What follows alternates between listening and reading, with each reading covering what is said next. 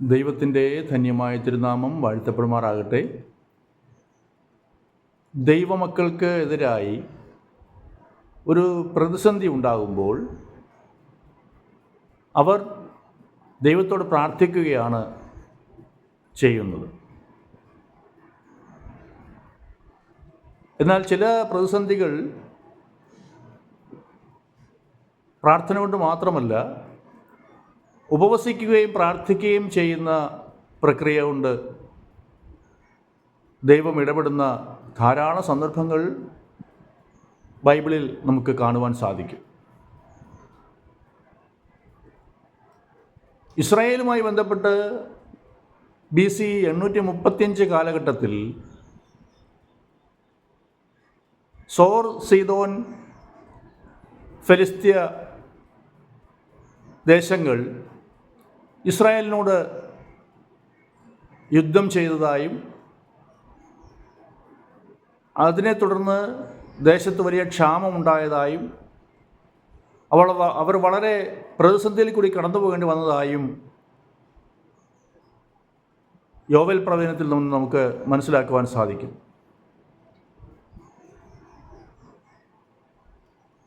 അതിന് അന്നവർ ചെയ്തത്, ദൈവത്തിൻ്റെ ആലോചന പ്രകാരം സകല മനുഷ്യരെയും ദൈവത്തെ ആരാധിക്കുന്ന ആലയത്തിലേക്ക് കൂട്ടിവരുത്തി അവർ ഉപവസിക്കുകയും പ്രാർത്ഥിക്കുകയും ചെയ്തു. ആ ഭാഗം നമ്മൾ പൂർണ്ണമായിട്ടും ചിന്തിക്കുമ്പോൾ നമുക്ക് മനസ്സിലാകുന്നത്, ദൈവം ഒരു ന്യായവിധി നടത്തിയതാണ് ഇസ്രായേലിൻ്റെ പേർക്ക് എന്നുള്ളതാണ് അവിടെ മനസ്സിലാക്കുവാൻ സാധിക്കുന്നത്. ദൈവകോപം അവരുടെ അനുസരണക്കേട് നിമിത്തം അവരുടെ നേരെ ആഞ്ഞടിച്ചു. അതിന് ദൈവം തന്നെ ചില രാജ്യങ്ങളെ ഒരുക്കി അവർക്കെതിരെ പ്രതികൂലങ്ങൾ തീർത്തു എന്നാണ് ആ ഭാഗത്ത് നമുക്ക് മനസ്സിലാക്കുവാൻ സാധിക്കുന്നത്. പക്ഷേ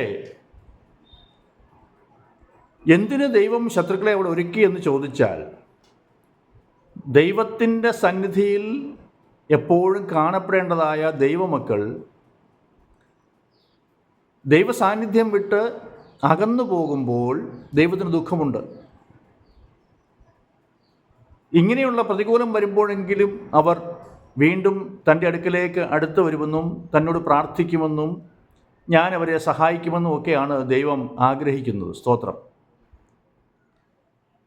എന്തായാലും അവിടെ ദൈവത്തിനുള്ള ആഹ്വാനം പ്രവാചകന്മാർ ജനത്തെ അറിയിച്ചതനുസരിച്ച് അവർ ഉപവസിക്കുവാനും പ്രാർത്ഥിക്കുവാനും ഒക്കെ മുതിർന്നു.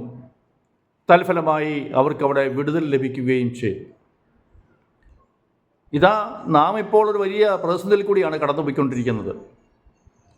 ഇവിടെ ഈ പ്രതിസന്ധിയിൽ ഇപ്പോൾ പെട്ടിരിക്കുന്നത് ഇസ്രായേൽ എന്ന രാജ്യം മാത്രമല്ല, ലോകത്തിലെ ഒട്ടുമിക്ക രാജ്യങ്ങളും ഈ യുദ്ധത്തിൻ്റെ പ്രതിസന്ധിയിൽ പെട്ട് നട്ടം തിരിയുകയാണ്. മാധ്യമങ്ങളിൽ വരുന്ന വാർത്തകൾ നാം പരിശോധിച്ചാൽ നമുക്കൊരു കാര്യം മനസ്സിലാകും. അതായത്, യുദ്ധം ഇന്ത്യയെ നേരിട്ട് ബാധിച്ചിട്ടില്ല. പക്ഷേ ഇന്ത്യയുടെ സമ്പത്തിൽ നിന്ന് 34 ലക്ഷം കോടി രൂപ ഈ 15 ദിവസം കൊണ്ട് ഒഴുകിപ്പോയതായി മാധ്യമങ്ങളിൽ നിന്ന് നമുക്ക് മനസ്സിലാവുന്നു. അതായത്, ഒരു ദിവസം 2 ലക്ഷം കോടിയിലധികം രൂപ നമ്മുടെ ഖജനാവിൽ നിന്ന് അല്ലെങ്കിൽ നമ്മുടെ സമ്പത്തിൽ നിന്ന് അപ്രത്യക്ഷമായിക്കൊണ്ടിരിക്കുന്നു. സ്തോത്രം. നാം ആരോട് യുദ്ധം ചെയ്തിട്ടില്ല, നമുക്കെതിരെ ആരും യുദ്ധം ചെയ്യുന്നില്ല. പക്ഷേ നമ്മുടെ സമ്പദ്ഘടന ദിനവും തകർന്നുകൊണ്ടിരിക്കുന്നു. ഇത് നമ്മുടെ രാജ്യത്തെ പ്രതികൂലമായി ബാധിക്കും. ഇത് നമ്മളെ ഓരോരുത്തരെയും പ്രതികൂലമായി ബാധിക്കും. നമ്മുടെ രാജ്യത്തിൻ്റെ, നമ്മുടെ ഓരോരുത്തരുടെയും നന്മയ്ക്കായി സർക്കാർ വിനിയോഗിക്കേണ്ട പണമാണ് ഇങ്ങനെ നഷ്ടപ്പെട്ടുകൊണ്ടിരിക്കുന്നത്. സ്തോത്രം. അത് നമ്മളെയല്ലേ ബാധിക്കുന്നത്? അതുകൊണ്ട് ഇത് ഇന്ത്യയെ മാത്രം ബാധിക്കുന്ന വിഷയമല്ല പ്രിയപ്പെട്ടവരെ. ഗൾഫ് മേഖലയിൽ ജോലി ചെയ്യുന്ന കോടിക്കണക്കിന് ആളുകൾക്ക് അവരുടെ ഉപജീവന മാർഗം ഇല്ലാതായിത്തീരും. രാജ്യങ്ങളിലെല്ലാം സാമ്പത്തിക അവസ്ഥ വളരെ മോശമായി തീരും. രാജ്യങ്ങൾ തകർന്നു പോയാൽ ജോലി ആര് നൽകും? ജോലിയില്ലെങ്കിൽ വരുമാനം എങ്ങനെ ഉണ്ടാകും? വരുമാനമില്ലെങ്കിൽ കുടുംബങ്ങളും വ്യക്തികളും എങ്ങനെ ജീവിക്കും? അങ്ങനെ വരുമ്പോൾ ഒരു രാജ്യത്തിൻ്റെ സാമ്പത്തികമായ അടിത്തറ തകർന്നു പോകും. അങ്ങനെ വളരെ വലിയ പ്രതിസന്ധി ഉണ്ടാകും, ക്ഷാമമുണ്ടാകും, വലിയ ദാരിദ്ര്യമുണ്ടാകും. അപ്പോൾ ഈ പശ്ചാത്തലത്തിൽ ഇത് ഏതെങ്കിലും ഒരു രാജ്യത്തെ മാത്രം ബാധിക്കുന്ന കാര്യമാണെന്ന് പറഞ്ഞുകൊണ്ട് നമുക്ക് അടങ്ങിയിരിക്കുവാൻ സാധ്യമല്ല. ഇത് ലോകത്താകമാനമുള്ള സകല മനുഷ്യരെയും ബാധിക്കുന്ന കാര്യമാണ്. ഗ്യാസില്ല, ഇന്ധനമില്ല, പെട്രോളില്ല, മറ്റുള്ള ചരക്ക് ഗതാഗതം നടക്കുന്നില്ല. ആകപ്പാടെ വളരെ വലിയ പ്രതിസന്ധിയിലേക്ക് നാം എല്ലാവരും അടുത്തുകൊണ്ടിരിക്കുകയാണ്. സ്തോത്രം. നമുക്ക് ചെയ്യാൻ പറ്റുന്ന ഒരു കാര്യമേ ഉള്ളൂ. നാം ദൈവത്തോട് പ്രാർത്ഥിക്കുക, ഉപവസിക്കുക, നിലവിളിക്കുക. സ്തോത്രം. നമ്മുടെ ദൈവം നമുക്ക് വേണ്ടി കാര്യങ്ങളെ അനുകൂലമാക്കി തരും.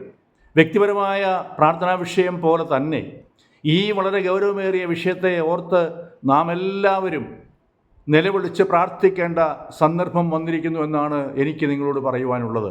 ആമേൻ. ഇപ്പോൾ നാം മിണ്ടാതിരുന്നാൽ ഭാവിയിൽ വരാൻ പോകുന്ന വലിയ വിപത്തുകളിൽ നിന്ന് നമുക്ക് രക്ഷപ്പെട്ടു പോകുവാൻ സാധ്യമല്ല.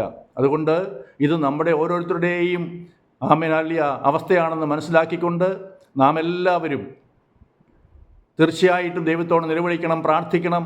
വ്യക്തിപരമായ വിഷയങ്ങൾ പോലെ തന്നെ ഈ വിഷയം ഏറ്റെടുത്തെല്ലാവരും പ്രാർത്ഥിക്കണമെന്നാണ് എനിക്ക് നിങ്ങളോട് അഭ്യർത്ഥിക്കുവാനുള്ളത്. സ്തോത്രം. നാം ഉപവസിക്കുകയും പ്രാർത്ഥിക്കുകയും ചെയ്താൽ നിശ്ചയമായും ദൈവം ഈ പ്രശ്നത്തിന് പരിഹാരം വരുത്തും. യുദ്ധങ്ങളെ നിർത്തൽ ചെയ്യുവാൻ ദൈവത്തിന് അധികാരമുണ്ടെന്ന് ദൈവവചനം പറയുന്നു. സ്തോത്രം. ഹല്ലേലൂയ. ദൈവം ഒരു വാക്ക് കൽപ്പിച്ചാൽ, ദൈവം ഒരു കൽപ്പന കൊടുത്താൽ ഈ യുദ്ധം ആ സെക്കൻഡിൽ തന്നെ തീരും. അങ്ങനെ ലോകത്തിൽ സമാധാനമുണ്ടാകാനിടയായി തീരും. ഹല്ലേലൂയ. സ്തോത്രം. അതുകൊണ്ട് നമുക്ക് പ്രാർത്ഥിക്കാം, നമുക്ക് ഉപവസിക്കാം, ദൈവത്തോട് നിലവിളിക്കാം, കണ്ണുനീരോടെ ഹല്ലേലൂയ നമുക്ക് പ്രാർത്ഥിക്കാം. ദൈവം നമ്മുടെ പ്രാർത്ഥന കേൾക്കും. അതിനായി എല്ലാ പ്രിയപ്പെട്ടവരെയും ഞാൻ ആഹ്വാനം ചെയ്യുന്നു. കർത്താവ് നമ്മളെ സഹായിക്കുകയും അനുഗ്രഹിക്കുകയും ചെയ്യുമാറാകട്ടെ. സ്തോത്രം. ഞങ്ങളുടെ നല്ല ദൈവമേ, സ്വർഗീയ പിതാവേ, കർത്താവേ, ഹല്ലേലൂയ, ഞങ്ങൾക്ക് കർത്താവെ സഹായമായിട്ട് അങ്ങ് മാത്രമാണുള്ളത്. ഞങ്ങളുടെ ഭാരമേറിയ വിഷയങ്ങൾ, ഞങ്ങളുടെ ഹല്ലേലൂയ കർത്താവെ ലോക രാജ്യങ്ങളെ മുഴുവനും ബാധിക്കുന്ന വിഷയങ്ങൾ, കർത്താവെ സ്തോത്രം, ഹല്ലേലൂയ, മെഡിറ്ററേനിയൻ ഭാഗത്ത് നടന്നുകൊണ്ടിരിക്കുന്നതായ യുദ്ധം നിമിത്തം കർത്താവെ ലോകരാഷ്ട്രങ്ങൾ വളരെ പ്രതിസന്ധിയിലായിരിക്കുന്നു. സ്തോത്രം. ഹല്ലേലൂയ. ഇന്ധനക്ഷാമം, ഭക്ഷ്യക്ഷാമം ഒക്കെ വളരെ രൂക്ഷമായിക്കൊണ്ടിരിക്കുന്ന ഈ പശ്ചാത്തലത്തിൽ എൻ്റെ കർത്താവെ അങ്ങ് ഹല്ലേലൂയ സ്തോത്രം രാജ്യങ്ങളോട് ഇടപെടണമെന്ന് പ്രത്യേകമായിട്ട് പ്രാർത്ഥിക്കുന്നു. കർത്താവെ ഹല്ലേലൂയ പിടിവാശിയും കർത്താവെ ഹല്ലേലൂയ ഹല്ലേലൂയ അങ്ങനെയുള്ള എല്ലാവിധമായ ഹല്ലേലൂയ നിർബന്ധ ഹല്ലേലൂയ ബുദ്ധികളെല്ലാം വിട്ടുമാറി സ്തോത്രം ഹല്ലേലൂയ അവർ സ്തോത്രം ഒരു കർത്താവെ ചർച്ചയ്ക്ക് തയ്യാറാകുവാൻ, അതുവഴിയായി ഇതിനൊരു പരിഹാരമുണ്ടാകുവാൻ എൻ്റെ കർത്താവെ അങ്ങ് ഇടപെടുന്നത് പ്രത്യേകമായിട്ട് പ്രാർത്ഥിക്കുന്നു. കർത്താവെ ലോകരാഷ്ട്രങ്ങളെ തകർക്കുന്ന ഈ പ്രതിസന്ധിയിൽ നിന്ന് കർത്താവെ ഹല്ലേലൂയ അടിയങ്ങളെ വിടുവിക്കണമേ. ഞങ്ങൾ ഉപവസിക്കാനും പ്രാർത്ഥിക്കാനും നിലവിളിക്കാനും ഞങ്ങൾ തയ്യാറാണ്. കർത്താവെ ഞങ്ങളോട് മനസ്സിലാണമേ. കർത്താവെ എപ്പോഴെല്ലാം അങ്ങയുടെ ജനം അങ്ങയോട് പ്രാർത്ഥിച്ചിട്ടുണ്ടോ, ഉപവസിച്ചിട്ടുണ്ടോ, നിലവിളിച്ചിട്ടുണ്ടോ, അപ്പോഴെല്ലാം കർത്താവെ അങ്ങ് ഹല്ലേലൂയ സ്തോത്രം ആ പ്രാർത്ഥന കേട്ട് മറുപടി നൽകി അങ്ങയുടെ ജനത്തെ വിടുവിച്ചിട്ടുണ്ട്. സ്തോത്രം. ഞങ്ങളത് ആ വിശ്വാസത്തോടുകൂടി ഇപ്പോൾ ഞങ്ങൾ പ്രാർത്ഥിക്കുന്നു. അങ്ങ് ഞങ്ങളുടെ പ്രാർത്ഥന കേട്ട് ഞങ്ങൾക്ക് ഹല്ലേലൂയ മറുപടി നൽകി ഞങ്ങളെ സഹായിച്ച് ഈ പ്രതികൂല സാഹചര്യത്തിൽ ഞങ്ങളെ വിടുവിച്ചതിനായിട്ട് ഞങ്ങൾ നന്ദി പറഞ്ഞ് കർത്താവെ അങ്ങേക്ക് ഒരു കാര്യം അസാധ്യമല്ല. അങ്ങ് കൽപ്പിക്കണമെന്ന് പ്രത്യേകമായിട്ട് പ്രാർത്ഥിക്കുന്നു. അങ്ങ് കർത്താവെ ഞങ്ങളുടെ പ്രാർത്ഥനഘടനായ സ്തോത്രം. ഹല്ലേലൂയ അങ്ങയുടെ പൊന്നുനാമം മോഹത്തപ്പെടുന്നതിനായ സ്തോത്രം.